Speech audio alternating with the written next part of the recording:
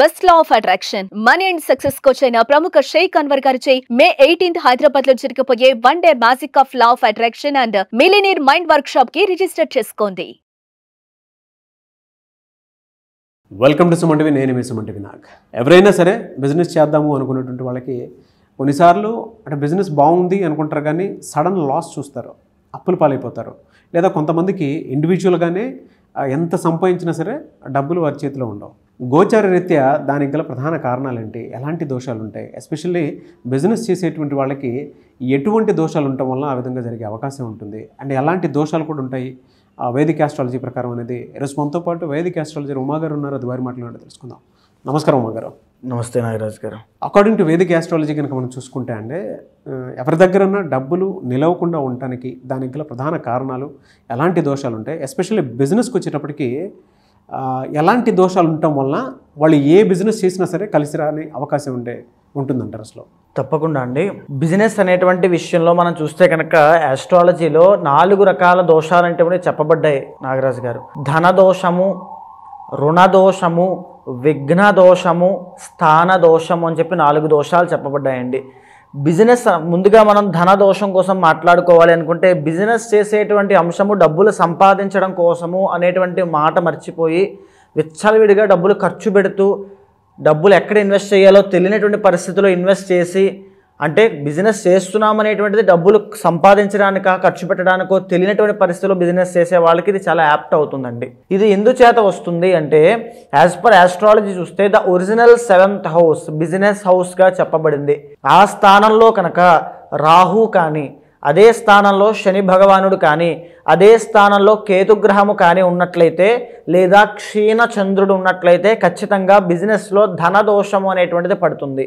దీని మూలాన పెట్టుబడి పెట్టడమే అవుతుంది తప్ప వచ్చేటువంటిది ఏదీ కనబడదు.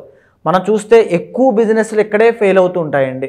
ధన దోషంలోనే ఇరుక్కుపోతూ ఉంటారు. ఎందుకు అని అంటే, వాళ్ళు పెట్టుబడి పెడతారు, శాలరీలు వాళ్ళు ఇస్తారు, వాళ్ళ జేబులోంచి వెళ్ళేదే తప్ప వాళ్ళకు వచ్చేటువంటిది ఏదీ ఉండదు. ఒకవేళ మీరు బిజినెస్ చేస్తూ ఈ రకమైనటువంటి ప్రభావాన్ని మీరు చూస్తూ ఉంటే దీనికి కారణము ధన దోషము. అంటే ధనాన్ని ఎలా పెట్టాలి అంటే మనం చూసామనుకోండి, ఆస్ట్రాలజీలో ద ఒరిజినల్ 12th హౌస్ అండి, అంటే 12వ స్థానము వ్యయస్థానంగా చెప్పబడింది. ఆ స్థానంలో బుధుడు కానీ శుక్రుడు, బుధ శుక్రుల యొక్క కంజంక్షన్ ఉన్నప్పుడు చాలామంది ఏంటంటే వ్యాపార నష్టము అనుకుంటారు. కాదు, ఇన్వెస్ట్మెంట్ అండి, పెట్టుబడి.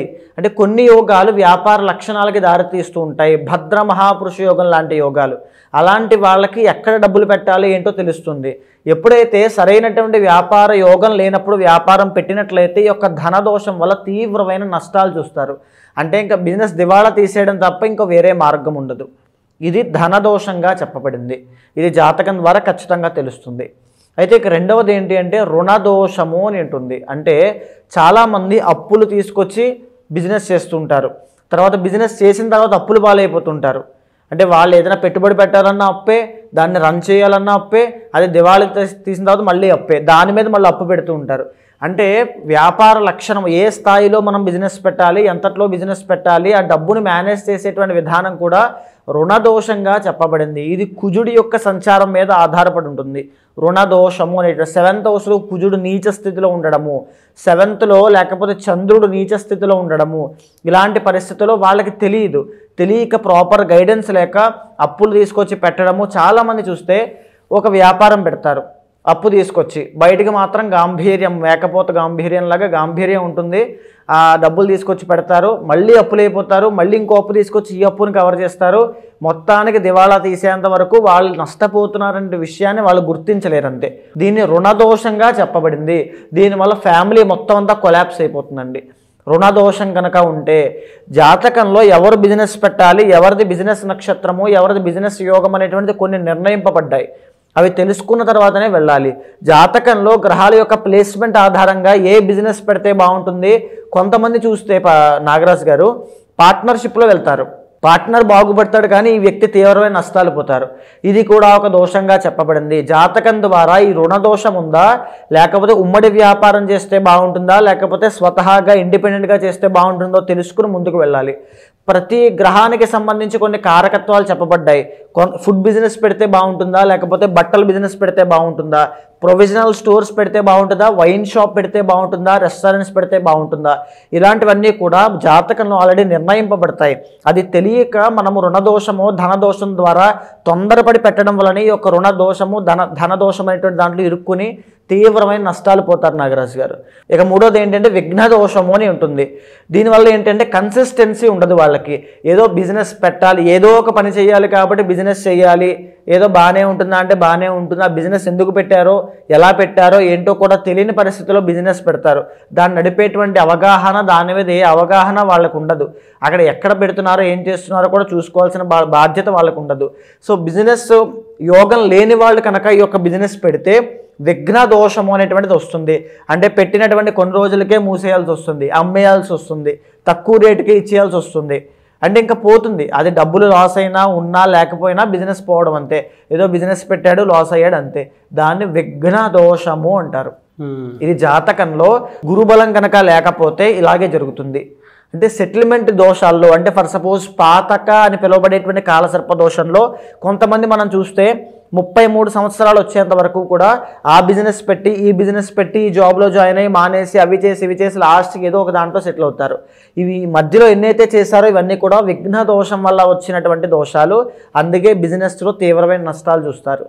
దీనికి పరిహారం ఏమిటి అంటే ఆ ఏదైతే విఘ్న దోషానికి కారణమవుతుందో కేతు గ్రహము మేజర్గా అండి.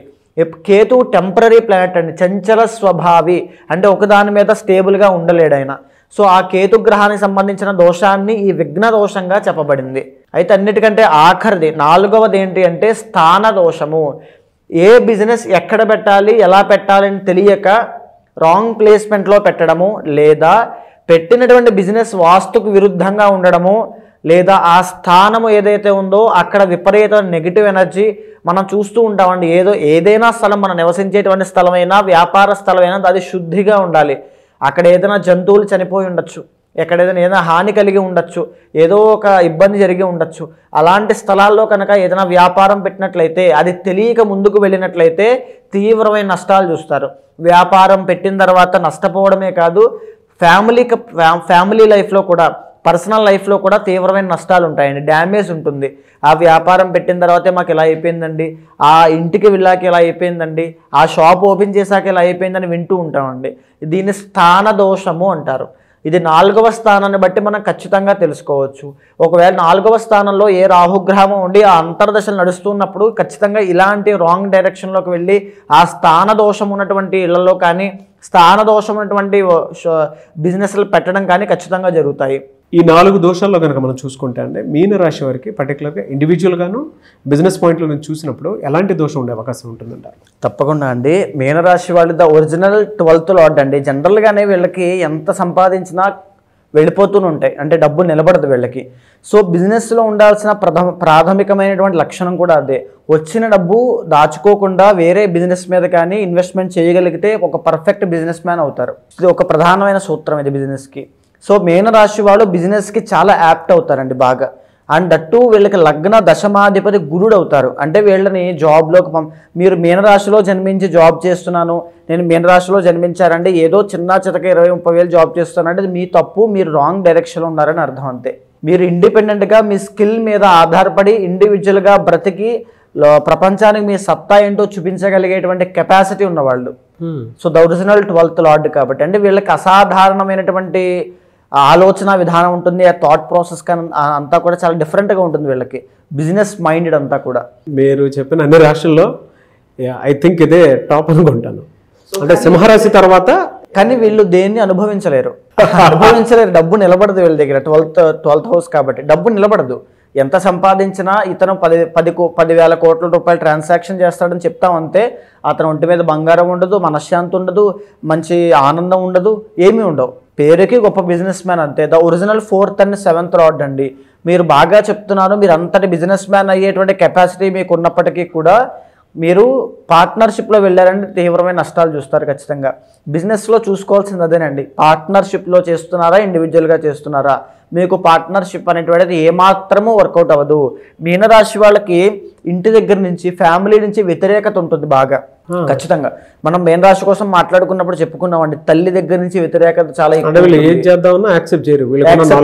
నాలెడ్జ్, అంటే వీళ్ళకి ఆ సపోర్ట్ ఉండదు, కోఆపరేషన్ కానీ సపోర్ట్ కానీ ఎంతో కొంత ఎంకరేజ్మెంట్ కానీ ఏమి ఉండదు.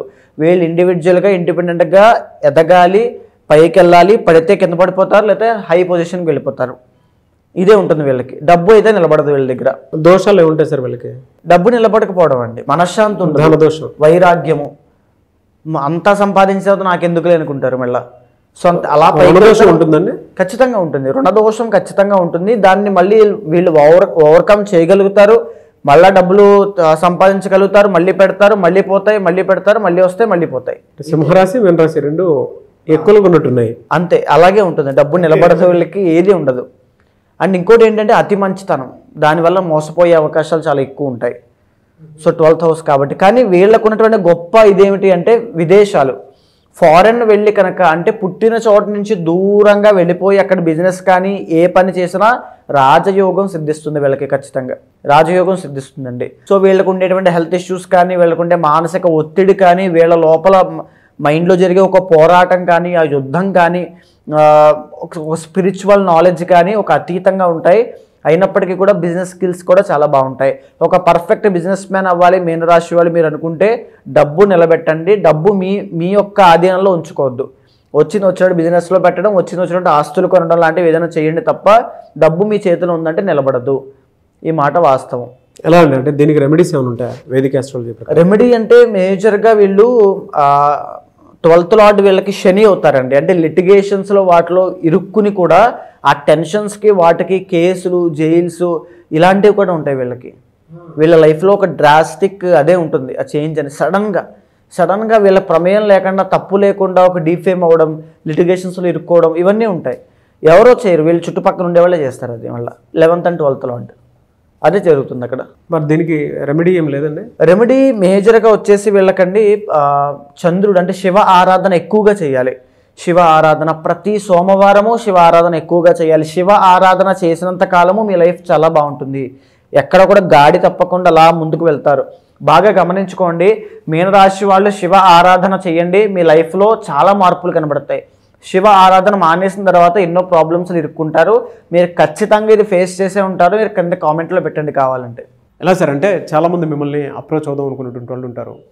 ఏ దోషం ఉంది, ఏ శాపం ఉంది, లేదు అంటే గోచరరీత్యా అనే కాకుండా పర్సనల్ చాట్ త్రూ అయినా సరే ఒక్కొక్క మంచి రెమెడీ కోసం చూసుకునేటువంటి వాళ్ళు ఉంటారు. వాళ్ళకు ఉండేటంటే కొంతమందికి ఫైనాన్షియల్ ప్రాబ్లమ్స్ ఉండొచ్చు, కొంతమందికి ఏమో హెల్త్ ప్రాబ్లమ్స్ ఉండొచ్చు, కొంతమందికి మ్యారిటల్ ఇష్యూస్ ఉండొచ్చు, లేదా పెళ్ళికి మంచి ముహూర్తం కోసం అని చెప్పేసి అడిగేటువంటి వాళ్ళు ఉంటారు, గృహప్రవేశం కోసం అడిగేటువంటి వాళ్ళు ఉంటారు. సో ఏ రకంగా చూసుకున్నా సరే మీ అపాయింట్మెంట్ తీసుకుని ముందుకు వెళ్ళాలి అని అంటే మిమ్మల్ని ఎలా అప్రోచ్ అవ్వాలి? తప్పకుండా అండి. అలాంటి వాళ్ళు ఎవరైనా ఉంటే మీకు కింద కనిపించే నెంబర్కి కాల్ చేస్తే మా వాళ్ళు మీకు పూర్తి వివరాలు అందిస్తారు. మనం మాట్లాడుకునేటువంటి అంశం అంతా కూడా గోచారానికి సంబంధించినటువంటిదండి. అంటే బిజినెస్ అనేటువంటిది చాలామందికి అద్భుతమైన యోగాన్ని క్రియేట్ చేసి పెడుతుంది. ఎంతోమంది జాతకాల్లో భద్ర మహాపురుష యోగం, బుధ శుక్రుల యొక్క కాంబినేషన్, రవి బుధుల యొక్క కాంబినేషన్ ఇవన్నీ కూడా వ్యాపార దిగ్గజాలుగా, వ్యాపారవేత్తలుగా తీర్చిదిద్దబడ్డారు. అలాంటి యోగం ఉన్న వాళ్ళు అది తెలియక చాలామంది జాబ్స్ చేస్తున్న వాళ్ళు ఉన్నారు. జాబ్స్ చేసేటువంటి యోగం ఉన్న వాళ్ళు బిజినెస్ మీద ఆసక్తి చావక, లేకపోతే ఏదో ఇన్ఫ్లుయెన్స్ అనేటువంటిది అవ్వడం వల్ల బిజినెస్ పెట్టి లాస్ అయిన వాళ్ళు చాలామంది ఉన్నారు. ఒక ప్రాపర్ గైడెన్స్ అనేటువంటిది ఉంటే కనుక ఏ బిజినెస్ పెడితే బాగుంటుంది, పార్ట్నర్షిప్లో పెడితే బాగుంటుందా, లేదా అసలు ఏ ప్లేస్లో పెడితే బాగుంటుంది, వ్యాపారం ఏ దిక్కులో ఏ రాశి వాళ్ళకు ఉంటే బాగుంటుంది తెలుసుకుని ముందుకు వెళ్ళగలిగితే అద్భుతమైన వ్యాపారవేత్తలుగా ప్రతి ఒక్కరూ ఎదుగుతారు. అలాంటి వాళ్ళు ఎవరైనా ఉంటే ఖచ్చితంగా మీ పర్సనల్ చార్ట్ చూసిన తర్వాత ఏవైనా దోషాలుని తగినటువంటి శాంతి పూజలు ఆచరింపజేసి మీకు మంచి రిజల్ట్స్ వచ్చేలా ఖచ్చితంగా చేస్తాను. డెఫినెట్గా అండి.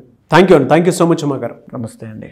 చూసారు కదండి వీడియో. ఈ వీడియోపై మీ అభిప్రాయాన్ని కమెంట్ బాక్స్లో పోస్ట్ చేయండి. ముఖ్యంగా మీరు కనుక మీ పర్సనల్ లైఫ్లో మీకు ఇండివిజువల్గా అయినా సరే అంటే ఏదైనా కలిసి రావట్లేదు అనుకున్నప్పుడు ఒక త్రూ వేదిక్ ఆస్ట్రాలజీ ఏదైనా సపోర్ట్ తీసుకుని ముందుకు వెళ్ళాలి అనుకుంటే, ఉమా గారిని సంప్రదించాలనుకుంటే మాత్రం స్క్రీన్ మీద మీకు ఉమా గారి కాంటాక్ట్ నెంబర్ కనిపిస్తుంది. దాన్ని మీరు కాల్ ఆర్ మెసేజ్ వాట్సాప్ చేసి వెంటనే అపాయింట్మెంట్ బుక్ చేసుకోవచ్చు. ఈ వీడియో లైక్ చేయండి, షేర్ మాత్రం తప్పకుండా చేయండి. ఇలాంటి మరిన్ని వీడియోస్ కోసం మా ఛానల్ ఫాలో అవ్వండి. Thank you. సుమన్ టీవీలో మీ పర్సనల్ అండ్ బిజినెస్ ప్రమోషన్స్ కోసం కింది నెంబర్కి కాంటాక్ట్ చేయండి.